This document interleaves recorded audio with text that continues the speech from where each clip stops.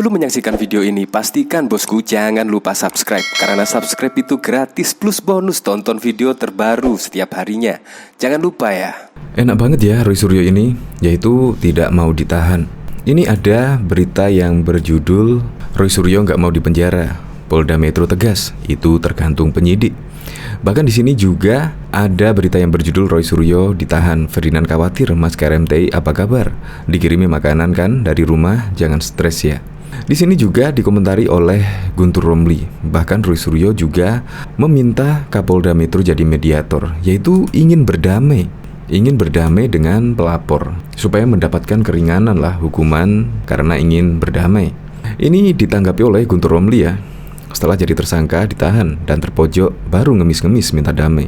Sebelumnya nyerang sana-sini, nuduh sana-sini, cengengesan sana-sini, bikin drama sana-sini. Kalau mau damai, seharusnya itikat baik sejak awal. Roy Suryo berharap damai, Elsa Sharif minta Kapolda Metro Jaya jadi mediator. Saya masih ingat betul ya, pada saat kemarin, yaitu ini postingan Roy Suryo tanggal 19 Juli kemarin. Kayaknya sih, siapa namanya Roy Suryo tidak menyesal ya, bahkan. Ini cuitannya seperti ini loh. Memangnya kenapa proyek kecebong kereta cepat bohong-bohongan itu sudah mundur-mundur kayak hewan undur-undur, janji palsu nggak pakai APBN, akhirnya tidak sampai Bandung, bikin banjir dan susah rakyat gara-gara gilder. Apalagi mungkin kalau dianimasikan jadi mundur begini ya, ambiar. Kalau dilihat dari tweetan Roy Suryo ini, kelihatan tidak mempunyai rasa menyesal sama sekali. Tetapi sekarang kok minta berdamai. Bahkan minta berdamai dan ada berita yang berjudul Roy Suryo nggak mau dipenjara. Ini kan sangat lucu sekali. Seharusnya dia introspeksi diri lah. Kemarin tuh ngapain aja. Bahkan masih mencuit, ya kelihatan menyindir Presiden Joko Widodo. Tidak ada menyesalnya sama sekali. Tetapi sekarang menurut Guntur Romli malah ngemis-ngemis minta berdamai. Ini kan lucu, apalagi yang dilakukan Roy Suryo adalah yaitu menghina keyakinan agama orang lain. Diduga menghina keyakinan agama orang lain, yaitu menyakiti orang banyak. Jadi menurut saya ya, kalau meminta damai kepada si pelapor, menurut saya salah alamat ya, salah sasaran. Bahkan Roy Suryo melalui kuasa hukumnya mengaku sakit. Ya oke lah, semoga saja Roy Suryo bisa bertahan dan sehat walafiat. Semua berdoa seperti itulah. Untuk lebih lengkapnya simak berita berikut ini, Good News Indonesia. Kabid Humas Polda Metro Jaya, Kombes Pol Indra Zulpan membenarkan bahwa pihaknya telah menerima surat pengajuan penangguhan penahanan dari tim kuasa hukum Roy Suryo. Terkait permohonan tersebut, dirinya menegaskan bahwa keputusan penangguhan penahanan Roy Suryo masih menunggu keputusan dari penyidik. Permohonan penangguhan ini diatur dalam ketentuan peraturan perundang-undangan kita.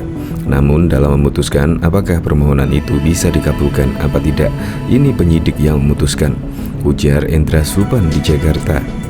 Zulpan mengungkapkan, tim kuasa hukum Roy Suryo mengajukan penangguhan penahanan karena alasan kesehatan kliennya tersebut. Terkait dengan permohonan penangguhan penahanan dari pihak pengacara, saudara Roy Suryo untuk meminta penangguhan penahanan dengan alasan kesehatan yang bersangkutan, kata Zulpan. Roy Suryo melalui kuasa hukumnya telah mengajukan penangguhan penahanan pada Sabtu 6 Agustus 2022. Kuasa hukum meminta agar Roy Suryo dijadikan tahanan kota. Mantan Menteri Pemuda dan Olahraga tersebut telah ditahan terkait dugaan penistaan agama pada mimi stupa Candi Borobudur yang diedit mirip wajah Presiden Joko Widodo.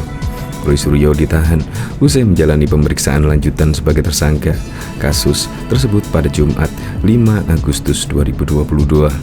Bahkan diketahui tim pengacara mengajukan permohonan penangguhan penahanan Roy Suryo kepada penyidik Polda Metro Jaya. Pengacara juga berharap Kapolda Metro Jaya Irjen Fadil Imran bisa menjadi mediator Roy Suryo dengan pelapor. Pengacara Roy Suryo Elsa Sharif berharap kliennya Roy Suryo dengan pihak pelapor bisa berdamai di kasus postingan meme stupa Candi Borobudur ini. Tapi kita udah nyerahin surat permohonan penangguhan.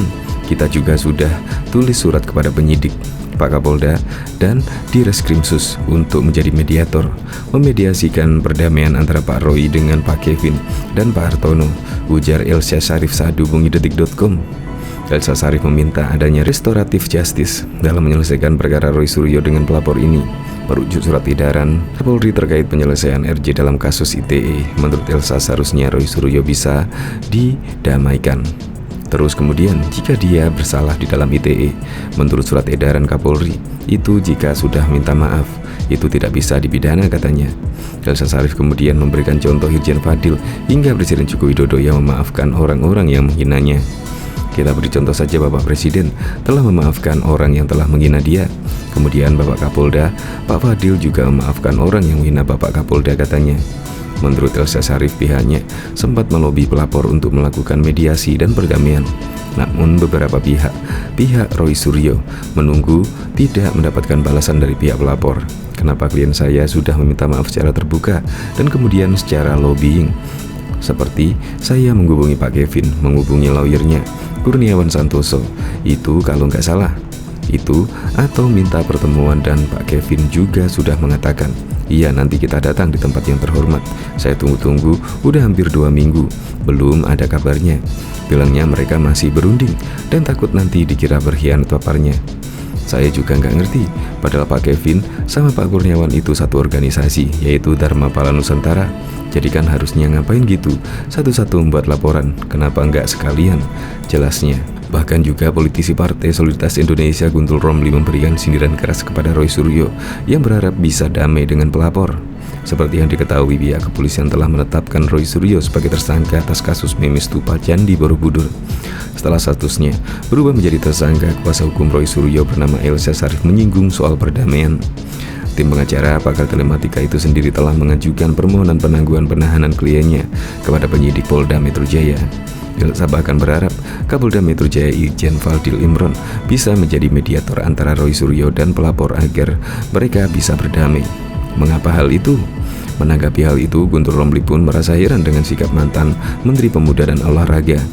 Melalui salah satu cuitannya, ia menggugah tanggapan layar sebuah berita yang berjudul Roy Suryo berharap damai.